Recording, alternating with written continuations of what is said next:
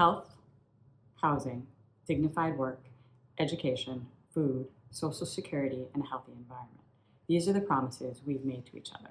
Vermont law requires that our revenue and spending policies address these needs for all Vermonters. I think we're closer on keeping some of these promises than others, but we also know that Vermonters are struggling in all these areas. And the question is, what can we do about it? We know some of what works, and we know we have the resources to keep these promises, but we have to think differently about what makes life affordable and what government's role is in all that.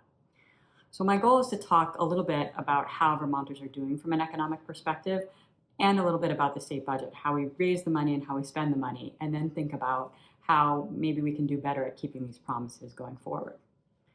And I'm focusing a lot on Vermonters who are struggling to meet their basic needs, who are experiencing economic security, but I think it's worth noting that really, since the pandemic, our economy has been pretty good, right? On a lot of fronts, Vermont's doing pretty well.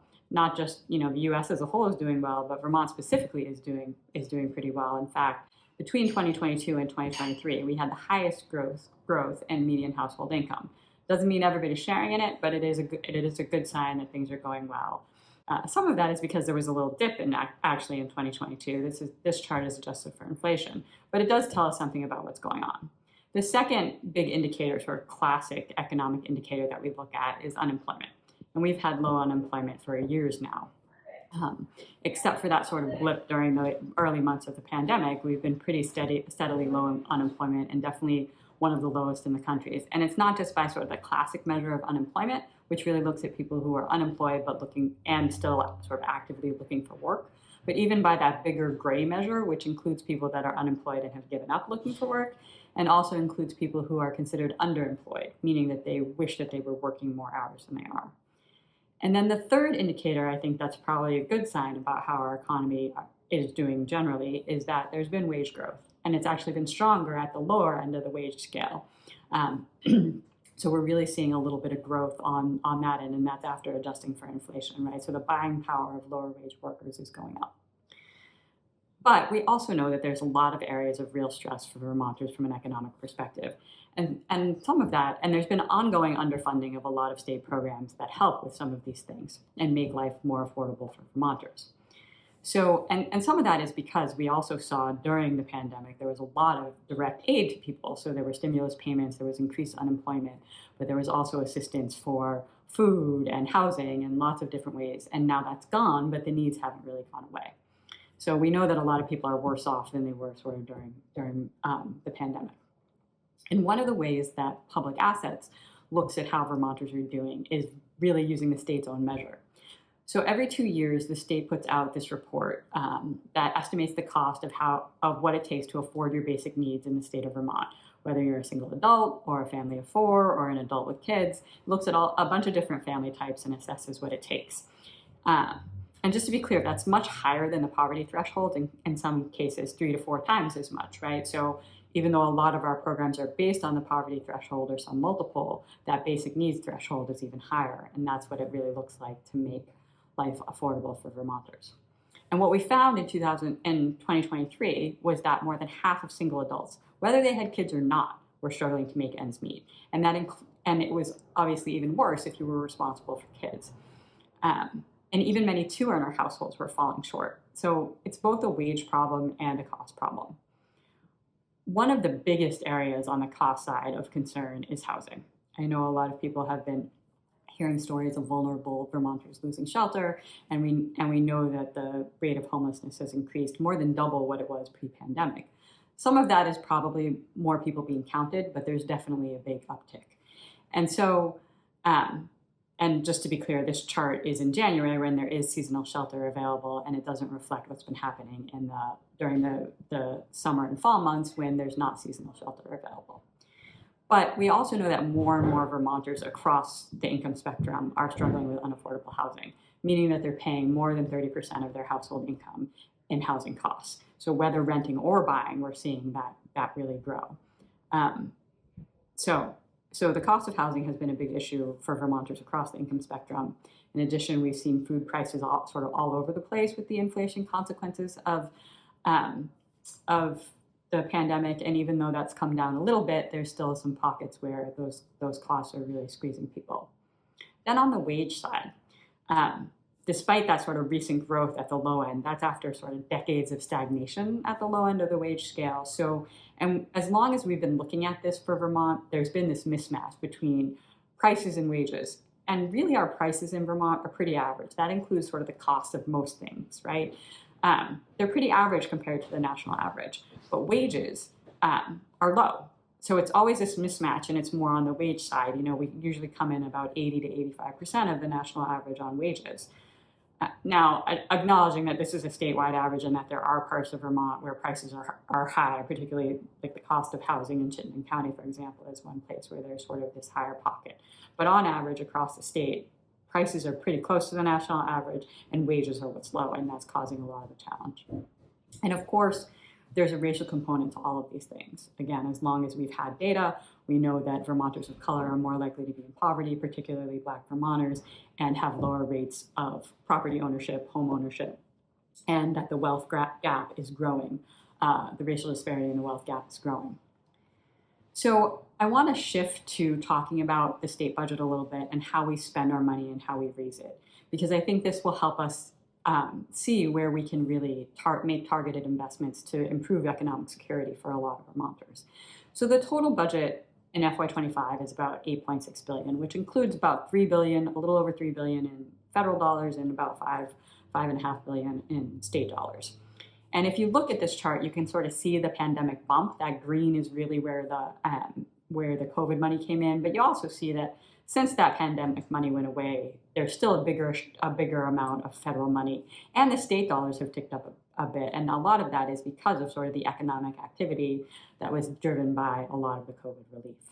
So, and this next chart really tells you sort of where that money goes. You can see public education and healthcare are the two biggest things that we do. They're both about a third of the state budget. And then everything else is the other third, right? And public education, almost all state dollars. Healthcare is paid for about 2/3 federal dollars. And the rest of these are kind of a mix of federal and state dollars. So, and when you look at these numbers, you see like the housing investments are a relatively small slice of the total state budget. And then what we're calling these individual well-being supports, these are really what we think of as sort of the economic security tools, right? Childcare assistance, utility assistance, support for veterans and older Vermonters and Vermonters with disabilities. And a lot of the supports for children and families come out of that. And putting that together with the housing investments, we're still looking at under 10% of the state budget. So a relatively small share. Again, I think that means the good news is that reasonable targeted investments make a big difference. Bad news, we're clearly not doing enough on any of these fronts. So there's more to do. So, and thinking about how, where the money comes from to pay for some of these programs, I think Vermont has a lot to be proud of in terms of the revenue system, because ours is one of the few state tax systems in the country that doesn't make inequality worse, because it's a mostly progressive system. And by progressive, we mean that higher income people pay a higher share of their income in state and local taxes. But you can see at the top end, it kind of falls off a little bit. It becomes regressive, meaning that the highest, about 5% of Vermont taxpayers, are paying a lower share of their income in taxes than a lot of that middle. So there's room to grow on the high end. But we also talk about sort of the three-legged stool of taxes, right? There's three main categories of taxes. One is income, personal income taxes. Then we've got consumption taxes, which are mostly sales taxes, but there's meals and rooms and a few other things in there. And then school taxes, which are property-based and income-based, mostly property-based. And those are sort of the big areas where we tax things. And you can kind of see, right, if we set aside the federal dollars, the personal income is about a quarter, sales tax about 20%, and then you've got the school taxes, which are about a third, between 30 and 40%.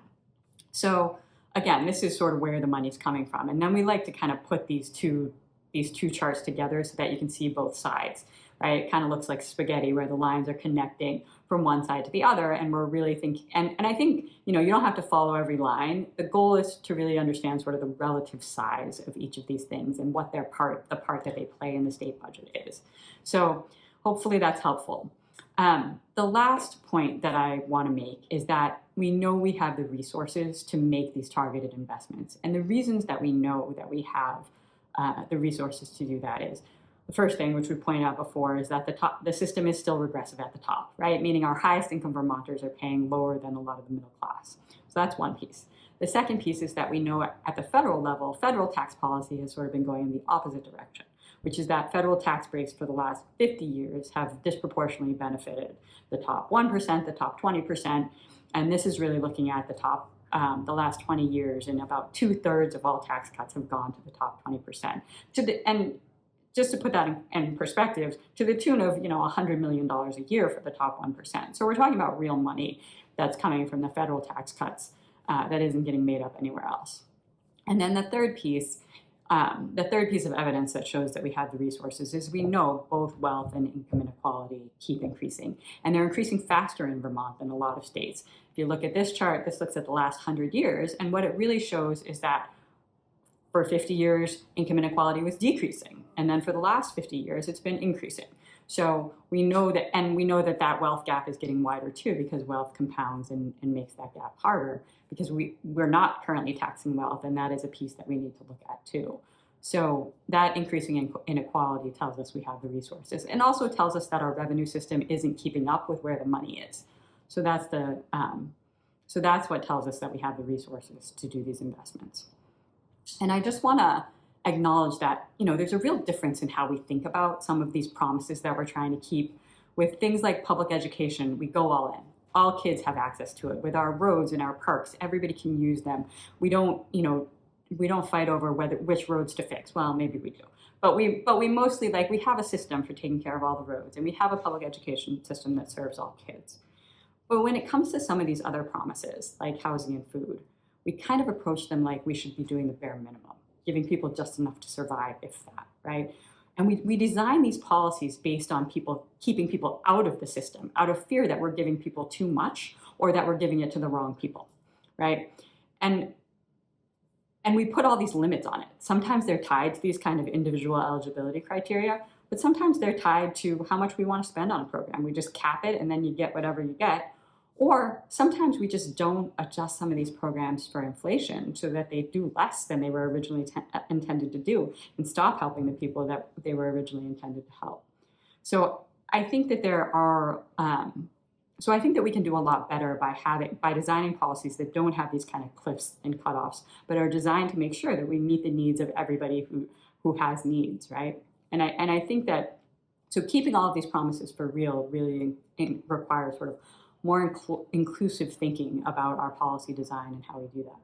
We know we have the resources to keep these promises. Some of them will take time, but we also know that there's a lot we can do right now to improve the family economic security for a lot of Vermonters. And that's how we keep all of these promises and make sure that Vermont is affordable for everyone.